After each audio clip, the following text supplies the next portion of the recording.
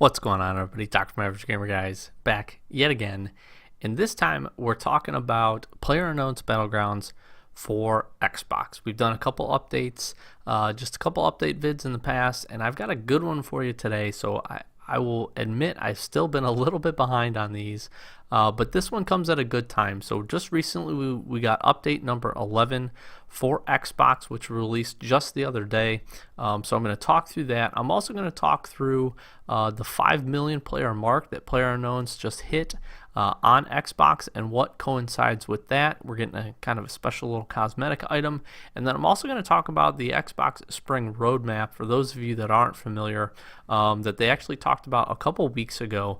So I'm going to cover all three in this video. So hang out with me. I've got some game clips in the background of just me hopefully shooting some people well, and we'll talk through all of this. So I'm going to start with the most recent one first, because I think that one's probably not necessarily the most important, but definitely what everybody wants to know about. So we get patch number 11, which went live as of Wednesday of this week.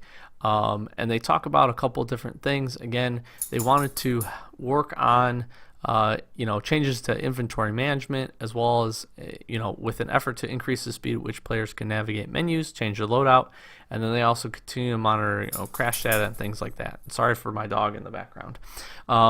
So with this patch, we do get performance optimization and stability. We get implemented texture changes to improve graphical performance.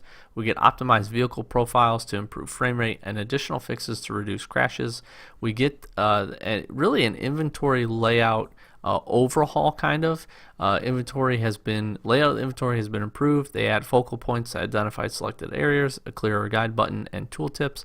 They've improved selection of weapon slots and attachments. Players can change the focus and selection by using D-pad, and then you have some quick scrolling by using the LT and RT buttons. Finally, we get some gameplay. Counters been added to show the number of players remaining in play.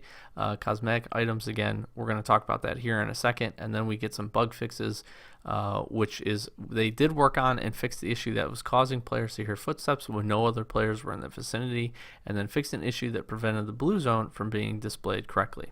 So I'm going to hit on a couple of these, just having played over the last couple days. First of all, inventory management. They did make one change that wasn't apparent inside of this patch, which was to change the X and the A buttons when you're in the inventory and how you're able to pick up certain items. I will tell you, it's definitely taking me time and some of the folks that I play with time to get used to that change, but I think overall it will make for faster progress as long as you are comfortable with the buttons. In the past, you used to be able to just kind of select, pick up stuff all with the same button, and they changed it now where I think X allows you to pick something up, A allows you to equip it. I will tell you some of the other layout changes that they've made. The way it definitely looks more like it does on PC. I will tell you, it is definitely more visible what you're selecting, what you're highlighted over, which is really, really nice. And then they did add in whenever you highlight over an item as you're working through to pick it up, it gives you a brief description of what it is and what it does, which is actually nice, especially for those of you that might just be jumping into the game and don't have enough experience playing around with a lot of the different stuff in order to kind of figure out what some of those items do. So that was definitely nice. I will tell you that it definitely feels more optimized. Each and every iteration of this that we get definitely seems like it's making the right progress steps forward.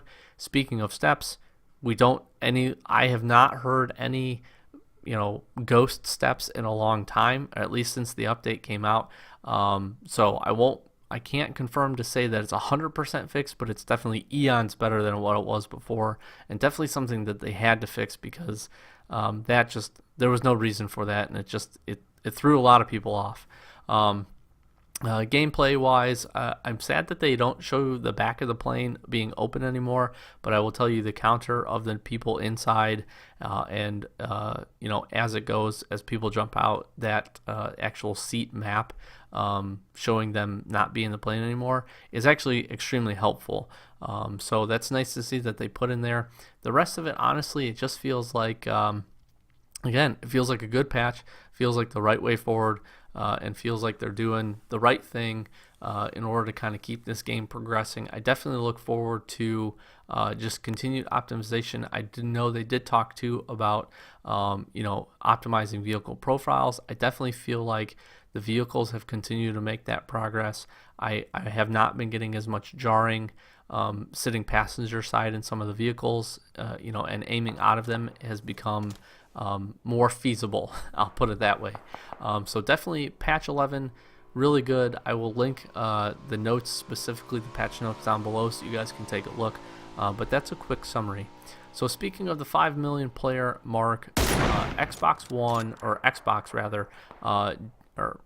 One, PUBG just hit 5 million players for the system since the game has released, which is really, really awesome. So they're celebrating that. That's obviously a big milestone, especially for a game that's still in the, quote unquote, the beta version. And so every player, if you created a player really before yesterday, you are going to have a free cosmetic item inside of your player profile that you can equip right away. It is released now, so everybody that had the player gets it. And it's a pretty cool green looking jacket with the number 5 on the back, like varsity jacket. I will tell you, it's just nice to have the customization option other than something that's common, because that's the only things that I've gotten out of the crates. So maybe at some point they'll make the crate rewards a little bit better, or make the drop rates for the stuff that's not common a little bit higher. But yeah, so we get a pretty cool little, I guess, kind of thank you to the community and thank you to everybody that's picked up the game, and that is pretty neat. So get out there, throw that thing on, and then probably swap it for some other piece of clothing that you accidentally pick up as you're running through the game. So last thing I do want to cover again, and I don't think we did not do a video on this, so I do kind of want to roll through it, is the Xbox Spring Roadmap. So this was actually posted on March 9th. I've read through it, and I'm actually pretty excited. We've seen a lot of other games doing this, and it's just good. It gives the community an idea of where you're going with your game, kind of the progress steps you're making forward, and obviously gives an idea of the things that they want to fix, that they know is there, and that they're actively working on, and kind of the priority that they're putting them. So they talked about with this roadmap, they're going to go to a transition to a longer 2 to 3 week cycle in between patches. We've seen that to pretty much be true, for the fact that the last one we got was actually just about 2 to 3 weeks ago, and just the other day we got patch number 11. So it seems like they're sticking to that. Obviously it's nice because it gives a generic time frame. We've seen with games like Halo Wars 2, for instance, that did it terribly. You can't be too specific because then people expect it, but at this point, I think given that general time frame, I think the community would be pretty happy. And they talked about doing this essentially just so that they could be consistent with releasing well-tested improvements that don't cause additional problems like they kind of have had in the past. They want to continue work on performance optimization. Basically, they're just not satisfied with game's current console performance, especially how it looks and how it runs intense moments of on-screen action, which I would 100% agree. So they have some immediate opportunity to increase frame rate, which I think is one of the big things that's hurting the game, and definitely seems to continue to get better. Hit detection would be the other one that I would probably talk about, but they're going to continue to focus on that as probably the top priority. They also want to optimize game characters' movements.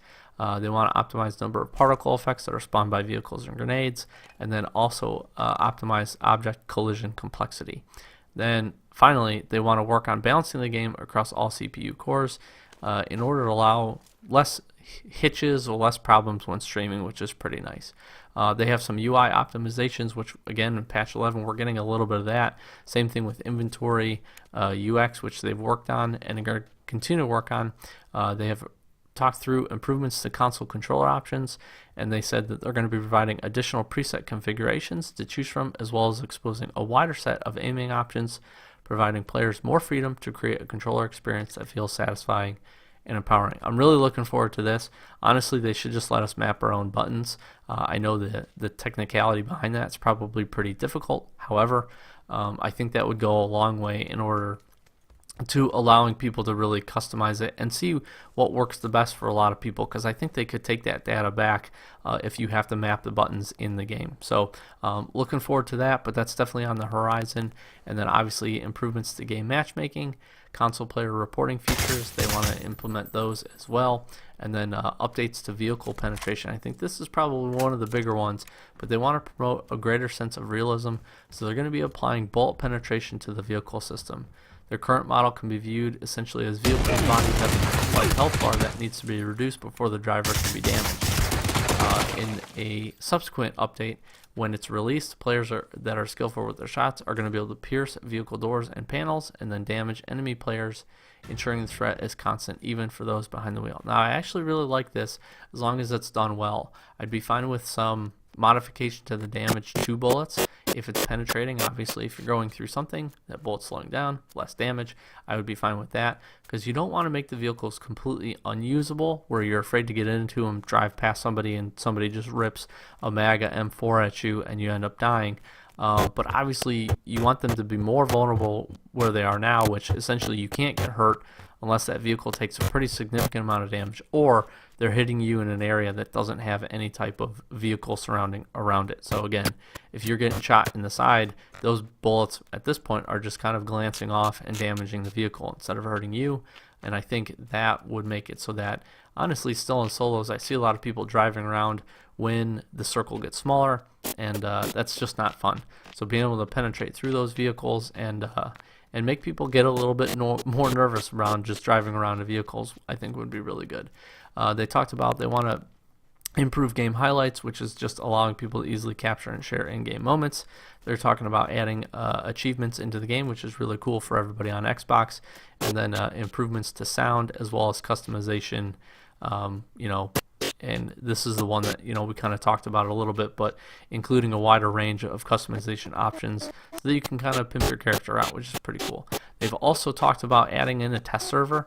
That way people can download the separate Xbox client and essentially kind of run through the newest updates before they actually get live, kind of like a beta to the beta, at least a beta to a new update before it goes live, which I think is really smart. I'm pretty sure they do that on PC already, which is definitely really neat. And then they did talk about that Miramar, the sand map, is coming to Xbox in early spring. So I'm really looking forward to that. I think mixing it up, getting two different maps would definitely add, kind of rejuvenate the game for anybody that's kind of maybe gotten away from it or maybe doesn't play it quite as often.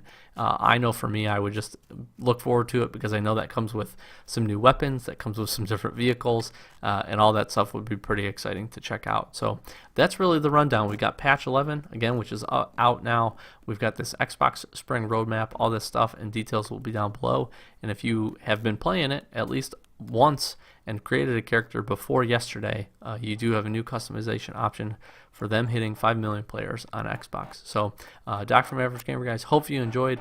Again, hopefully we're looking forward to trying to at least get this maybe game streamed just a little bit at some point in the near future. So that's definitely on the table for me and Sloth, trying to get out and do that. And if not, at least provide a little bit more gameplay of this. It's just kind of hard with how the matches go and kind of how we set our videos up. So we'll continue to work on that, but hopefully this was beneficial for you. If you are new, please do make sure to subscribe. We would really appreciate the support. And as always, let me know down below in the comments what you think, kind of where you think the game's at and what you're hoping to see. Doc from Average Gamer, guys, thanks for watching. Catch you in the next one.